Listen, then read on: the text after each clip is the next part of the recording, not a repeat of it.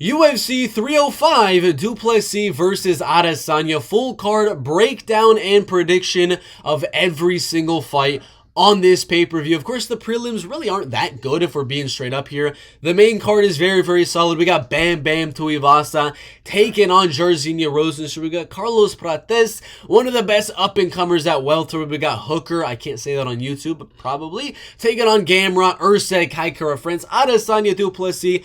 We're going to give the prediction for every fight, starting with the prelims, making our way to the main event, Adesanya, Du Plessis.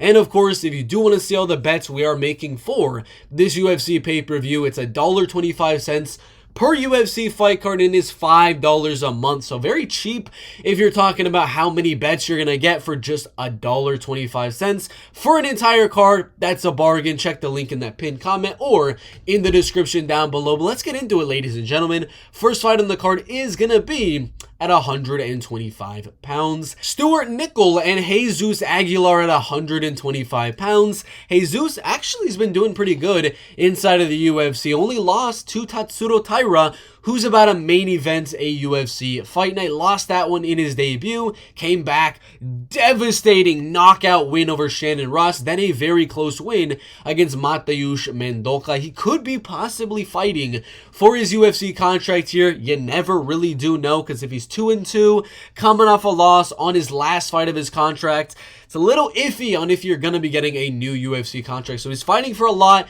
in this one against Stewart Nicoll. Nicoll's 8-0, making his UFC debut. He's a finisher, 4 knockout wins, 3 submissions. A lot of those knockouts, like it's saying right here, ground and pound TKOs. Coming off 2 and 3 and 4 in a row. All the submissions were earlier on. Now he's on a knockout streak in the flyweight division. Is he going to go out there and knock out Jesus Aguilar? No, I don't think so. Jesus has a good chin. Is he going to go out there and submit Jesus Aguilar? I don't personally think so. I think if there is going to be a finish in this flyweight match, it's going to be Jesus Aguilar getting that guillotine as Stewart Nicoll is going in for the takedown. And, you know, if it goes to the decision, I have no problem saying Stewart Nicoll would probably win that decision. So it's a close one. There's definitely avenues for Jesus to win on the ground with the submissions, or land a big crazy shot like he did in the Shannon Ross fight. But I think on the striking side of things, Stewart Nicoll and Jesus are both kind of mid-tier strikers. They're both not that good. They don't have crazy good striking or anything like that. I do expect this one to be mainly a grappling, wrestling-focused fight at 125 pounds. And again, if Aguilar is able to get that submission, I won't be surprised. He's got a great guillotine. But if Stewart Nicoll is able to defend that said guillotine, stay on top, use the wrestling, use the grappling, and ground and pound Jesus, I have no problem saying Stewart gets the win here. So I am going to go Stewart Nicoll to win. 74% of Tapology going Nicoll. I think it should be a little bit closer than that. Betting odds have Nicoll as a 2-1 favorite, which is very, very surprising. But that is my prediction. Nicoll by unanimous decision. Kenan Song and Ricky Glenn in the welterweight division. I'm going to say it right now. Why is this at UFC 305? I mean, isn't this a Perth, Western Australia fight card? Why do we have a Chinese fighter and a United States fighter from Milwaukee, Wisconsin? I don't know what's happening here, but it's a fight. It's on this UFC pay-per-view. For whatever reason, Kenan Song, 21-8. has a winning record inside of the UFC, all against fighters that are probably not going to be in the UFC. Bobby Nash, Hector Aldana, Derek Kranz, Kellen Potter, and then Rolando Bedoya is now 0-3 in the UFC, so he'll probably be cut out. So everybody's beaten basically is not in the UFC anymore, but everyone he has lost to in the UFC is a legit guy in the UFC. Alex Morono, he's very legit. Max Griffin, I love that guy. Ian Machado Gary, obviously a top 15 welterweight. And then Kevin Jusay, who is undefeated inside of the UFC. So he's beating guys that aren't really that good, and he's losing to guys that are really good. Gatekeepers of welterweight, top 15 guys in the welterweight division, and future contenders like Kevin Jusay. So again, the competition level is all over the place for Kenan. It's either he's fighting a beast or a really bad fighter. I would have to say, I mean, Ricky Glenn isn't necessarily a really bad fighter, but he's not really good either. 4 wins, 5 losses, 1 draw in the UFC. His kind of crowning moment would, I guess, be going out there and having that draw with Grant Dawson and knocking him down multiple times, hurting him in that fight. That'd be the best moment of his UFC career. Kenan Song's probably has to be the fight with Ian Gary. He was able to hurt him in that fight. But I think this one, loser probably gets cut from the UFC. Winner might also get cut, to be honest, but it's an exciting fight. I don't actually expect any wrestling or grappling in this fight. I expect it to stay on the feet. I expect Ricky to go out there, try to get a knockout, go in and out, in and out, in and out, and lay it on Kenan Song. But I think Kenan is just going to keep throwing out the volume, keep coming forward on Ricky Glenn, and I do believe in round 2, in round 3, Ricky Glenn's chin has just been going downhill throughout the last few years. So I think Kenan Song will be able to catch Ricky Glenn when he closes that distance, get to the inside, and just starts throwing some hooks. I think Ricky Glenn will fall to one of those hooks in round 2 or in round number 3. Tapology, that's it's a little bit too much there. 90% for Kenan Song is insane. They are predicting knockout as well, but yeah, 90% confident on Song is... That's a little bit crazy, but watch out for the confident picks video later this week. Kenan is not a confident pick. I'll save you the trouble. But yeah, Kenan, let's go him by round 2. Let's specify round 2 TKO. Tom Nolan and Alex Reyes in the UFC lightweight division. The biggest favorite of the card at minus 1,100. That is insane. That is insane for a guy that is 1-1 in the UFC. Got knocked out pretty badly against Nicolas Mota. Got hurt in his last fight with Victor Martinez to be an 11-1 favorite. Why? Alex Reyes isn't necessarily a really good fighter or anything. He's 0-2 in the UFC. Lost his debut in 2017. Then he came back in 2023. Got knocked out by Charlie Campbell as well. But he's a finisher, man. I mean, why would you ever put a guy 11-1 against the guy that has a 100% finish rate as an MMA fighter? He's got submission wins in round 1 and round 2, and he's got all of his 9 knockout wins in round number 1. All 9 of them. So again, I am going to go Tom Nolan in round 1, round 2 TKO. He is taller. He is not lengthier. I thought he was lengthier for some reason. He is taller than Alex Reyes, and I believe he's going to land more on Alex Reyes. But if Alex is able to close that distance, get into the inside pocket of Tom Nolan, Tom leaves his chin up a little bit too high, and he has been knocked out before. That's his only loss. Alex Reyes is very live here. I don't understand how he's that big of a favorite. 97% going Nolan. I don't see it, man. I don't see it. I am going to go Nolan to win, but ladies and gentlemen, please do not parlay Tom Nolan. That would be freaking insane. I'm going to go Tom Nolan, TKO, end of round number 1. Jack Jenkins and Herbert Burns in the featherweight division. We got the quitter versus Jack Jenkins, whose only loss in the UFC was a fluke one to Chepe Mariscal in a fight. He's probably going on to win that fight. Before that, he was 2-0 in the UFC, beat Jamal Emmers and Don Shyness. He's another guy in the prime of his career in the featherweight division. Not as tall, not as lengthy as Herbert Burns, but he's a better striker. He's got great takedown defense, great power, great pressure, great leg kicks. And yeah, he's going to make him quit. I mean, I saw an interview with Jack Jenkins a while back saying from Herbert Burns, talking about Herbert Burns, and he was saying, I'm going to make Herbert Burns quit in round 2, in round number 3, like he always does, and I'm going to knock him out. I think that's the perfect way to put this fight. Round 1, Herbert's going to try to get the fight to the ground. He's trying to get the takedowns, get the back of Jack Jenkins, and try to get a rear naked choke or something like that. He's not going to get it. Jack is going to knock him out in round 2 or in round number 3. This time, 98% going Jack Jenkins. Now I agree with it. 81% going knockout. I don't see it going any other way. Herbert has been knocked out so many freaking times. Daniel Pineda, Bill Algeo, exhaustion from the damage is how they put it on Tapology. And then the last one, Julio Arce. So yeah, Jack Jenkins, KO TKO, round number 2. Casey O'Neill and Luana Santos at 125 pounds. Gotta kind of put it out there immediately. This is a short notice fight. Teresa Bleda was supposed to take on Casey O'Neill. Not really too sure what happened with Teresa Bleda, but now Luana Santos is coming in on short notice to go to another country and fight the hometown girl on short notice, like I keep saying. I said short notice a lot in that sentence, but she just fought July 13th. It is now August 11th, so you know, it's basically a month break for Luana Santos, and she is getting right back in there. A month and 4 days, so she is staying active. She's looking to get back in there and make it 2-0 in 2024, and 4-0 overall in the UFC, which is an amazing, amazing record. 2 round 1 finishes in the UFC, and then she beat a girl up a weight class in the bantamweight division as well. So Luana Santos has been looking really, really good in her UFC tenure thus far. Casey O'Neill hasn't been looking great recently. Lost to Jennifer Maia by unanimous decision,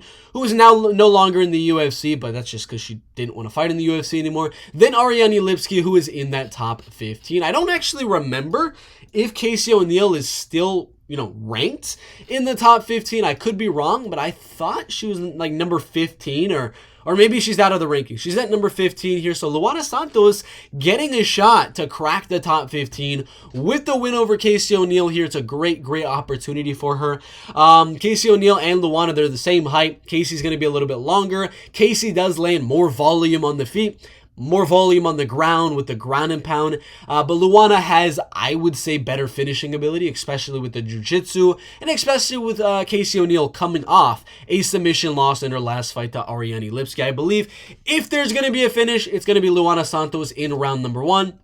If it goes to a decision, I'm going to have to go Casey O'Neill to lose round 1 and come back in round 2, round number 3.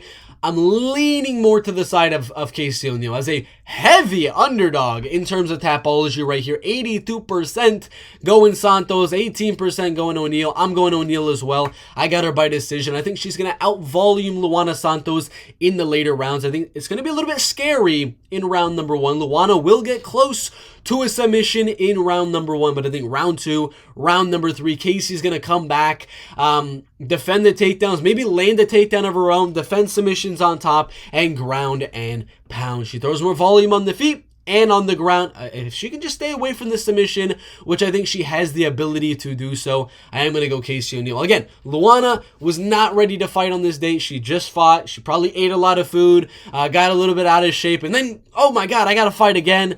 And I 100% respect that from Luana Santos, but I think this is a little bit big of a step up in competition to fight Casey O'Neill. But if she's able to win, she'd be 4-0, she'd be ranked, and she would be looking like one of the better prospects in this women's flyweight division.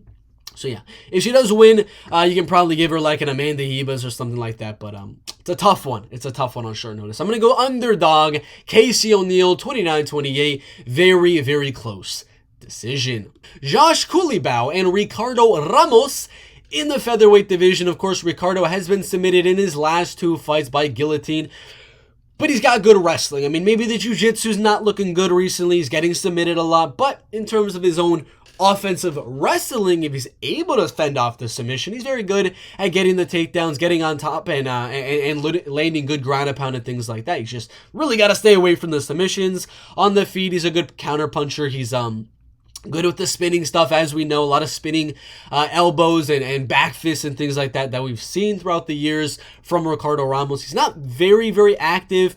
Recently he has been, but before that it was like a year break and things like that.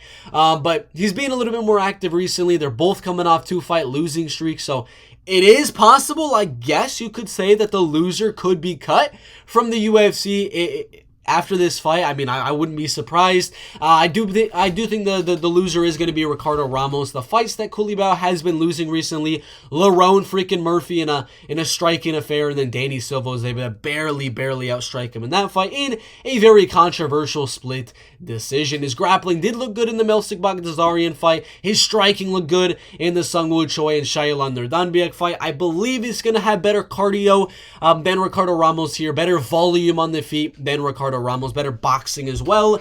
And if Ricardo's able to mix in those takedowns, he could probably steal this fight on the judges' scorecards. But if not, I think Culibao defends a lot of these takedowns, keeps it on the feet for the most part, and makes it a fun, possible fight of the night contender here. Josh Culibao, Ricardo Ramos, 3-round war in the striking, and I'm going to lean Josh Culibao to get the nod on the judges' scorecards. Junior Tafa, Valter Walker in the UFC's heavyweight division. I got to check out what the betting odds are at the moment, because don't bet this fight. Do not bet this fight. This is the lowest level heavyweight fight I have seen in a while, and there is a lot of low level fights in the heavyweight division. As of right now, Junior Tafa is the favorite, which is very, very interesting. He was the underdog when I did bet on him a little while ago at plus 100. You can still get that on Pinnacle and on BetOnline, barely at minus 101. DraftKings has Junior Tafa there as well, so you could possibly get Junior Tafa at plus money on some of these bookies, but it's a 50-50 fight. It's a pick-em between very low-level guys. Valter Walker is very, very bad on the feet, has horrible, I'm going to keep saying horrible because he has horrible cardio. Junior Tafa has horrible, and I'm going to keep saying horrible wrestling, horrible grappling, and jiu-jitsu, but he's got amazing striking. They're complete opposites. It's a horrible grappler versus a horrible striker in Valter Walker, who has no cardio in those later rounds. I think Valter Walker is going to win round number 1. I think Junior Tafa is going to win round number 3. It's going to come down who wins round number 2. It's very, very close in terms of who I think is going to do that, because Valter's going to get the takedown in round 1 early on. They're not going to be sweaty. He's just going to keep spamming takedowns, eating shots and spamming them, and controlling the fight on the ground, ground and pounding a little bit, maybe looking for a submission. Round 3, Valter's going to be gassed up out, and Junior's going to outstrike him. So when does Valter Walker gas out? Is it going to be in round 2? And can Junior capitalize and lay in some good shots in round 2? That's basically how I'm kind of predicting this fight. Tapology's insane. What are they doing predicting Tafa by knockout at that high of a clip when Valter has never been knocked out? And again, if Valter gets hurt on the feet, he's going to go to the ground, and then Junior's going to have to get the finish with ground and pound, and that means he's going to have to go to the ground with Valter Walker, which is very, very risky as well. I am going to go Junior Tafa to edge it out ever so slightly with the round 2, round 3 striking, but am I confident in this one at all? You'll see again in the Confident Picks video later on this week. No, I'm freaking not. The betting odds have it exactly where they should. Minus 110, minus 110. Very, very close fight. Really low level on both sides. I mean, high level striking from Junior Tafa, but low level cardio, wrestling on both sides. I mean, it's a bad fight. I mean, I don't like it at all. I mean, it's just going to be sloppy heavyweight action. But I'm going to go Junior Tafa. He's the hometown guy to outstrike and get the nod. Maybe a split decision. Let's be outlandish here. Let's say split decision for Junior Tafa. Jingliang Li is finally back. It's been, 2 years since his last fight with Daniel Rodriguez, where I watched live, and I thought he won. I thought that was a robbery against D-Rod. He's been 2 years since then, and now he's going to be fighting the up-and-coming, the Fighting Nerds prospect in Carlos Prates, who is 3-0, or 2-0 in the UFC. 2 knockouts in a row over good guys, Trevin Giles in his debut, Charles Radke in his second fight. Got a knockout on Contender Series as well. So he's on, how many knockouts in a row is that for Carlos Prates? Oh my gosh. Holy shnikes. 1, 2, 3, 4, 5, 6, 7, 8 knockouts in a row for Carlos Prates. He hasn't won a fight by a decision in like 6 years. That is insane stuff for Carlos Prates, who is in the prime of his MMA career. The fight is actually on his birthday. Fun fact, I guess for you guys. But Jingliang Li, I'm going to look at it really quickly because I don't actually remember the last time he's been knocked out. If he has ever been. Has he ever been knocked out? No, he's never been knocked out one time. So I'm going to go decision. Ladies and gentlemen. Li Jingliang has never been knocked out. Carlos is obviously on a crazy long knockout streak. So would I be surprised if he becomes the first guy to knock out Li Jingliang? No. But he's taller. He's way lengthier than Jingliang Li. I think whatever Li Jingliang does, if he tries to close the distance and pressure Carlos, he's going to get countered pretty badly with the knees down the middle and the hooks and the jabs at range. And if he decides to be on the back foot, well, Carlos is just going to pressure forward, keep kicking at range, and every time Li Jingliang tries to close the distance, he's going to get hit with something big. Again, why I'm not, going to be surprised if Carlos does go out there and get the knockout, but I think it goes all the way. Li Jingliang's a tough guy right there. I know it's been a long time he's been out, but every time he has been on like a long layoff and then came back, kind of like after the Neil Magny fight where he lost, came back after like a year and looked very, very good against Santiago Ponzinibbio. Right after the Hamza Chimaev fight, came back after like 9 months and looked really, really good and knocked down Muslim Salikov. So he's always live as an underdog. He's got crazy power in his hands, 10 knockout wins as a professional MMA fighter. That's a majority of his wins coming by knockout. So this is going to be a banger. Veteran versus the new versus the old. It's going to be a fun one. But I got Carlos Prates winning by a 29-28, 30-27, and 30-27 unanimous decision. Tai Bam Bam Tuivasa taking on Jairzinho Rozenstruik. I don't want to say it because that would mean that Tuivasa will be on a 5-fight losing streak. Oh my god, that sounds so much like Rozenstruik. Oh my god, I don't know how that popped into my head. Rozenstruik. Oh my god, that's the exact same word I just said. All right, sorry. You came for the prediction. I'm sorry. I got caught up in what I just said. Jairzinho losing streak is he's gonna knock out Tai Tuivasa. He's the stylistic nightmare for a guy like Tai Tuivasa, a kickboxer with hundreds and hundreds of Muay Thai and kickboxing fights throughout his amateur and pro MMA, or pro combat sports career. He's a veteran in the UFC, has been 5 rounds. He knows how to make it boring when he has to win the fights and have you come to him and just jab you up. We saw that in the Shamil Gazia fight. Shamil kept on putting the pressure, kept on coming forward, and Jairzinho was like, okay, keep coming forward. I'm going to jab your face off this entire fight. He's always, or not always, but he has the reach advantage here over time. Tai's going to pressure forward, like always, trying to close that distance and land a biggie boy shot on Rozenstruik and knock him out in round number 1. He's just going to keep eating jabs from Jairzinho, eating some kicks at range, and eventually Tai's just going to be like, okay, I'm eating way too many jabs here. This is time. And he's going to close that distance, start throwing wild. Maybe he hurts Jairzinho, and then Jairzinho catches him in round number 2. I'm going to go Jairzinho round 2 TKO. Am I confident? I'm never confident predicting against Tai Tuivasa because it's Tai Tuivasa. The dude has insane power in his hands, in his elbows. I mean, God, don't be confident predicting against Tai Tuivasa, but I'm hoping actually Tai wins. I want to see him back in the win column. I don't want to see him on a 5-fight losing streak.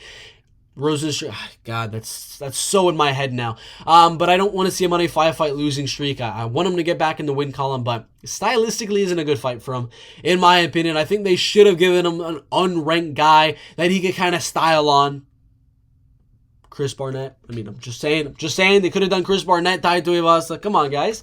But yeah, Jairzinho by knockout round number 2. Mateusz Gamrot taking on Dan Hooker on the main card of UFC 304. Similar age, little height advantage, and a big reach advantage for Dan Hooker, who's on a 2-fight winning streak, knockout on Claudio Puelles, and then a banger, fight of the night, war, bloody mess. Dan Hooker, Jalen Turner, absolutely amazing fight. Of course, he did get knocked out by Arnold Allen before that when he went down 145 pounds, and he got submitted by Islam Makhachev before that. But if we're looking throughout the career of Dan Hooker, when he is fighting grapplers, he doesn't actually fight a lot of grapplers, let's be honest, but when he has fought them, Jim Miller, Gilbert Burns, and then now Islam Makhachev, he's been successful in 2 of them, able to counter the grapplers and knock them out on the feet in round number 1. Except for Islam, which was short notice. He didn't have any training going into that fight. Got submitted. Everyone thought that was going to happen, though. Now he's finally fighting another grappler. I mean, Claudio Puelles is the other one, I guess, and he was able to knock him out as well. But none of these guys, except for, I guess, Gilbert Burns, are on the level of Mateusz Gamrot. When it comes to wrestling, when it comes to grappling and jiu-jitsu, obviously, Islam is a lot better, though. Gamrot, his only loss recently has been Dariush, because Dariush was able to defend and clearly outstrike him on the feet. Of course, Dan Hooker should be able to clearly outstrike Mateusz Gamrot on the feet. Taller, lengthier, better volume, better power. Better kicking, better boxing, better striking overall. But of course, we all know the X factor of Gamrot is going to be his pace, his pressure, his come forward attitude, and his wrestling. So this one is really going to come down to, can Dan Hooker defend not all of the takedowns, but a good portion of the takedowns. And when he does get taken down, because it is an inevitability, an inevitability. It's an inevitability that he's going to be taken down in this fight. Can he limit damage? What I'm saying there is, it's going to happen. Gamrot is going to take down Hooker, but when the fight does go to the ground, when Gamrot does get the takedowns, can he limit how many times Gamrot's able to land ground and pound, go for submission attempts, and really make it kind of like a stalemate on the ground where neither guy's really doing a whole lot of anything? And if he can do that, and if he's able to clearly outstrike Gamrot on the feet, the judges will see that Gamrot wasn't able to do anything on the ground, wasn't able to ground and pound, wasn't able to get close to any submissions, and Hooker was able to land some good knees, some good elbows, some shots to the side of the head when Gamrot was going in for the takedown, maybe cut up Gamrot on the feet as well. I mean, there's a lot of things Hooker can do to win this fight, and it's all stemming from, of course, he's going to get taken down, but can he limit what Gamrot's able to do? Personally, I think it's possible, very, very possible, and that is why Dan Hooker should not be this big of an underdog, but I think Gamrot will be able to at least get the takedowns and land some ground and pound. That's really going to be the it factor, is how much ground and pound can Gamrot land? Can he get close to submissions? And I think he will be able to land a decent amount of ground and pound. So Hooker, if you're watching this video, you're probably not. I'm not that big of a YouTube channel, but all you got to do, man, outstrike him on the feet for like 2 minutes, 3 minutes of every single round. I know that's all you got to do is this, but that's pretty much what you got to do. And when it does hit the ground, grab wrists. And Gamrot, if you can stalemate him, make it boring as heck on the ground with Gamrot not landing anything, you not landing anything, not making any risky moves or anything like that, and they'll see how you've been able to outstrike him on the feet. They'll give you the nod. So that'd be my advice. I know shouldn't be giving you advice. I haven't had an amateur MMA fight, a pro MMA fight. I've had semi-amateur MMA fights. So again, I shouldn't be giving you advice, but that's what I would do if I was Hooker going into this fight. But it's a good one. Just kidding. It's not. If it goes the way I think it will, it's not going to be a fun fight, in my opinion. I think Gamrot's just going to grind with that wrestling and grappling. Gamrot by unanimous decision. Kara France taking on Steve Erceg in the co-main event. Former title challenger versus Kara France, who could have been a title challenger. I mean, technically you can call him that, because he fought for the interim belt against Brandon Moreno, so technically you can call him a title challenger, but he's got a good record in the UFC. 7 wins, 4 losses, knocked out a champion in Cody Garbrandt, beat Askar Askarov, who was undefeated at the time, and his only losses in the UFC to champion Brandon Moreno twice, Brandon Royval, who's the #1 contender at the moment, and then Amir Albazi in a fight a lot of people thought he lost. I'm not too sure when it happened. I think it was in training for this Manel Kape fight. He got a concussion. That's why he's been out for, 14 months, pretty long layoff for Kara France, but a good fight to come back to. A guy that just fought for the belt in what will be a very exciting flyweight matchup that I do believe will go all the way. Kai didn't get finished by Albazi, got finished by Moreno, but I don't think Erceg has the type of striking that Moreno does to go out there and knock out Kara France. I think this one stays on the feet. And is going to be actually pretty close, and then Steve is going to mix in the grappling and wrestling whenever Kai does have success. I don't think Steve's going to go out there with I need to get this takedown, I need it. I think it's going to be one of those moments where it's going to be a close striking match. Kai's going to be coming in, Erceg's going to be staying on the outside, using his height and using his length to have Kai come in and counter him with hooks, with jabs, with kicks at range, circle on the outside of Kai. And whenever Kai's able to kind of eke it out a little bit, make the striking a little bit more towards the advantage of Kara France, whenever Kai shows any glimpse of he's going to be the better striker here, which I think he will be, that's when Steve's going to get it in the takedowns. The end of every round, I think he'll land a takedown on Kai. You'll get the back of Kai, land a little bit of ground and pound, little pitter-pat shots, go for a few submissions and things like that. But I got to go in all the way. And of course, I think that grappling and jiu-jitsu, every round, I think he's going to mix it in some way or another. But again, I think most of this fight is going to be spent on the feet. with just a little bit mixed in from Steve on the ground. I think that's going to be the it factor here. I got Steve Erceg. Let's go 29-28. I think Kai will be able to knock down, and this is maybe going to be my hot take video for the card, but I think Kai Kara-France is going to be able to knock down Steve Erceg at least 1 point in this fight. That's going to be the round he wins. The other round, Steve's going to keep the volume and striking even and mix in takedowns and win it. 29-28 for Steve Erceg. Dricus du Plessis, Israel Adesanya at 185 pounds. I'm going the dog. Very, very slight dog, but it's a dog nonetheless. 30 years old, still not even in the prime. Most people say 31 or 32 years old is the prime of your MMA career. Israel Adesanya, I would say, is not going to be in the prime yet. He's been slowing down a little bit. His improvements aren't really happening anymore. He's not looking better and better every single fight. In fact, he is actually looking a little bit worse and worse every single fight. And he's going to be taller. He's going to be a lot lengthier than Dricus. Of course, he's going to be able to counterpunch Dricus as he comes in and land a lot of great volume, but I think the chin is going a little bit down. The striking defense is going a little bit down, and I think his will to go out there and be the best in the world is going a little bit down as well. I think du Plessis is going to lose 2 rounds here. I think he's definitely going to lose 2 rounds here, but I think du Plessis is going to use those rounds that he loses because Israel's going to be countering him and things like that, standing the outside, jabbing and leg kicking him over and over and over again, and counter him with hooks as he comes in.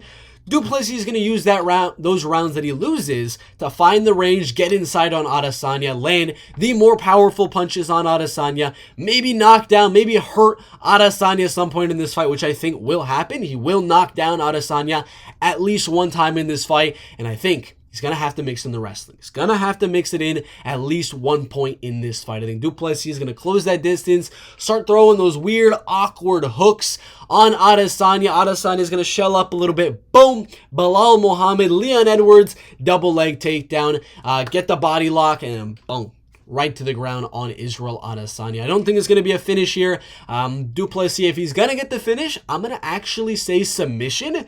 If he hurts him on the feet, gets the takedown, and Adesanya gives his back because he's wobbled, and then du Plessis can get in the rear naked choke. If there's a finish, I think it'll be a du Plessis submission. I can't really see an Israel Adesanya finish. Du Plessis is too tough, and if he does hurt du Plessis, I can't see Adesanya going to the ground to get the finish on du Plessis. So if there is a finish, I am going to go du Plessis, but I have it going all the way. 3 rounds to 2 in favor of the underdog, Dricus du Plessis, to go out there and get the win on the judges' scorecards. I do believe in terms of fight of the night, I think it's between du Plessis Adesanya and maybe the Josh Culibao Ricardo Ramos fight. I mean, maybe Kai Kara-France, Steve Erceg, those are probably the top 3 fights that I have to be really, really freaking good fights. But yeah, I mean, the main card is really, really good. The prelims are kind of iffy here, but yeah, du Plessis, I think he's going to end the night and silence the crowd once and for all. I got him by decision in a back and forth amazing war. Du Plessis, unanimous decision. That is the full card prediction for UFC 305. Du Plessis versus Adesanya. My underdog predictions are Dricus du Plessis, let's see, favorite. Junior Tafa could count because when I actually was predicting him to win, he was the underdog. Now the odds are -110, -110. So I don't know. Maybe those odds will flip. They could fluctuate, and he might be the underdog again, but I'm going to count Junior Tafa as an underdog. Culibao is the favorite. Casey O'Neill is going to be my 3rd underdog of the card. So 25%, or no. What would that be? Yeah, 25% of my predictions are underdogs. 75% are favorites. Those are the picks. Those are the predictions. Those are the breakdowns for every fight at UFC 305. Of course, if you haven't already, check that pinned comment down below or the top link in the description for all of my UFC 305 money line, my prop bets, and of course, the parlays. The parlays have been on fire recently, so go check those ones out. Thank you guys for watching, and we'll see you in the next one.